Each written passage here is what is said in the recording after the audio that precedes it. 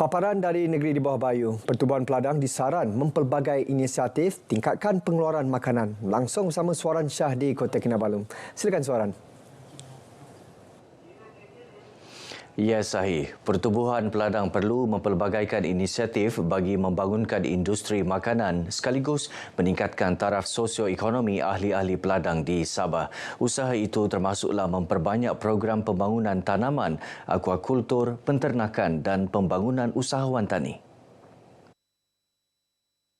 Ketua Menteri Datuk Seri Panglima Haji G. Noor turut menyarankan ahli peladang agar tidak tertumpu kepada penghasilan bahan mentah, sebaliknya perlu mempelbagaikan keluaran hasil dengan menerokai industri hiliran untuk memenuhi keperluan tempatan. Beliau berucap merasmikan Majlis Ramah Mesra Pemimpin bersama ahli Pertubuhan Peladang Daerah Putatan, seterusnya menyampaikan anugerah khas kepada Pertubuhan Peladang Kawasan Putatan. Datuk Haji G turut mengalulukan penubuhan pusat pengumpulan hasil pertanian atau peladang outlet di Kampung Meruntum Putatan sekaligus mewujudkan peluang pekerjaan dan perniagaan kepada masyarakat peladang di kawasan itu. Terdahulu, Ketua Menteri menyerahkan replika cek peruntukan khas bernilai RM150,000 untuk membina bumbung tapak mobile food kiosk di Putatan. Kita juga mengharapkan bantuan ini diperhebatkan lagi untuk ke peladang kawasan Putatan. Sebab kita lihat peladang kawasan Putatan ini bukan saja yang tertumpu di Dun Tanjung Keramat dan Dun Petagas. Malahan kita telah perluaskan operasi kita ke kawasan Dun Tanjung Haru.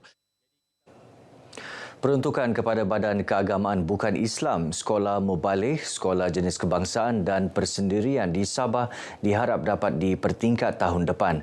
Timbalan Ketua Menteri Datuk Seri Panglima Dr. Jeffrey Kitingan berkata, walaupun peruntukan tahun ini berjumlah RM56.7 juta, namun perkara itu perlu dipertimbangkan demi pembangunan pendidikan sekolah terbabit. Mudah-mudahan bantuan seperti ini akan meningkat lagi di tahun-tahun yang akan datang. Ya, ini juga berasaskan kepada hasil kerjaan negeri. Dan hasil kerjaan negeri ini boleh bertambah melalui kerjasama dan aktiviti-aktiviti yang baru yang diusahakan. Terutama sekali pelaburan-pelaburan baru, penjagaan-penjagaan baru di kalangan masyarakat kita.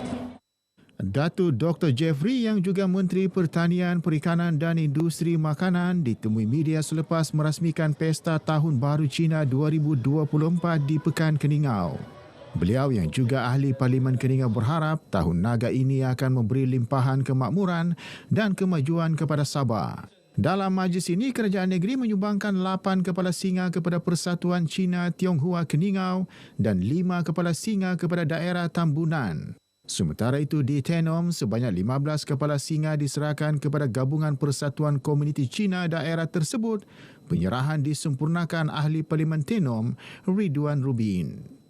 Bagi masyarakat Tionghoa serta masyarakat Tenom amnya, kita amat sangat-sangat berterima kasih di atas keprihatinan dan juga kesediaan yang amat berhormat Ketua Menteri Sabah dalam merayakan perayaan Cina pada tahun ini. Saya wakil Tenom pihak persatuan di sini. Ribuan terima kasih kami pihak CM, Ketua Menteri Datuk Haji G. Noor bagi singa lah. Peruntukan kami rakyat Tenom lah. Thank you. Operasi pemotongan penyambungan haram bekalan air di kawasan dikenal pasti di Sepanggar adalah usaha berterusan dan dibuat secara berkala. Sehubungan itu, Timbalan Ketua Menteri Datuk Syahelmi Yahya memohon kerjasama orang ramai untuk tampil membuat laporan sekiranya terdapat aktiviti seumpama dilakukan.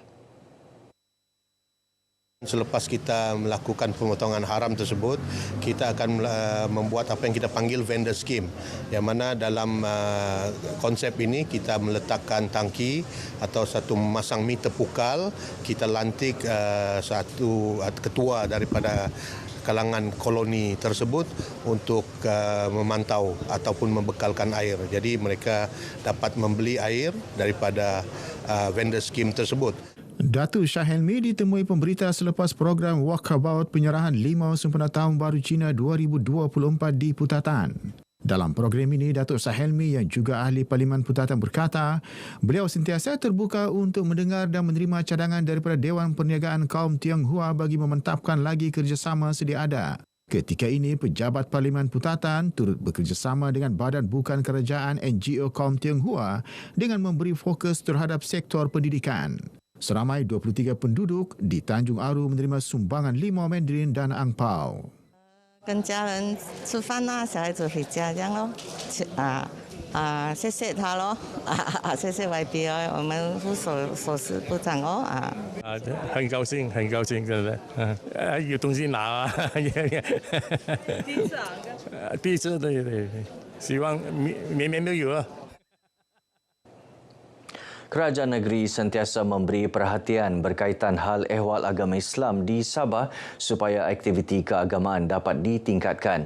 Pembantu Menteri kepada Ketua Menteri Datuk Nizam Abu Bakar Titingan berkata pelbagai inisiatif dan peruntukan disediakan kerajaan negeri untuk menjalankan gerak kerja dakwah di seluruh Sabah. Inisiatif itu termasuklah pemberian bantuan kepada Badan Bukan Kerajaan NGO Islam bagi membolehkan mereka menjalankan aktiviti yang memberi manfaat kepada masyarakat. Sebab itu, peruntukan yang disediakan untuk mengadakan aktiviti-aktiviti keagamaan, termasuklah saudara baru ini, terus ditingkatkan oleh kerajaan. Dan begitu juga dengan gerak kerja NGO yang berkaitan tentang hal ehwal Islam ini terus dibantu oleh kerajaan yang ada pada hari ini. Datuk Nizam yang juga adun apas ditemui pemberita selepas merasmikan Mesyuarat Agung Tahunan Persatuan Mualaf Tawau di Tawau. Beliau turut menyuruh semua saudara baharu yang belum menjadi ahli Persatuan Mualaf Tawau agar berbuat demikian kerana banyak manfaat yang disediakan menerusi persatuan itu. Terdahulu, Datuk Nizam turut menyampaikan bantuan sebanyak RM5,000 untuk kegunaan aktiviti Persatuan Mualaf Tawau. Pertubuhan bukan kerajaan, NGO ataupun badan-badan amal Islam di negeri ini digalakkan berniaga agar dapat menjana kewangan pertubuhan masing-masing. Timbalan Mufti Kerajaan Sabah Datuk Abdul Manap Lakariba berkata pihaknya sentiasa menyokong persatuan agama memulakan perniagaan untuk menambah dana persatuan dan tidak hanya mengharapkan sumbangan daripada orang ramai. Kita harap juga di tempat-tempat lain, NGO-NGO Islam yang lain teruskan, kuatkan, pergiatkan perniagaan itu untuk kita bangun, Islam itu bangun dan ummah juga bangun dengan sebab kita punya peranan. Beliau ditemui RTM selepas merasmikan Hari Terbuka Bayu Raudah di Putatan. Pertubuhan Kebajikan Bayu Raudah Sabah ditubuhkan sejak Ogos 2022 dan mempunyai 250 pelajar kurang berkemampuan di Pusat Pendidikan Bayu Raudah. Selain itu, pertubuhan itu juga aktif melaksanakan aktiviti kebajikan dengan menyediakan bahan keperluan asas bulanan kepada asnaf yang berdaftar dengan Bayu Raudah. Baik, sekian paparan dari Sabah untuk petang ini. Dari sungai hingga ke segara, Palestin pasti merdeka. Kembali bersama Sahi. Sahi, silakan. Baik, Soran, terima kasih.